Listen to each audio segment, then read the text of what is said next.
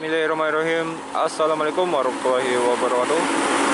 Jumpa lagi dengan channel Leman Bismania. Ya, pada pagi hari ini kita berada di Jalan Lintas Palas ya teman-teman. Sini ada terpantau ya beberapa bus menuju ke Terminal Akap dan sebaliknya dari Terminal Akap menuju ke Kota Medan. Ya, pada pagi hari ini situasi dan kondisi pada pagi hari ini situasinya di jalan lintas ini sangat ramai sekali teman-teman.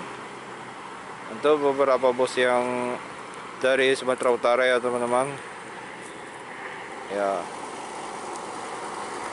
belum ada kelihatan bus-bus yang arah ke Akap, dan begitu juga ke dari Akap menuju ke Medan juga nggak ada teman-teman.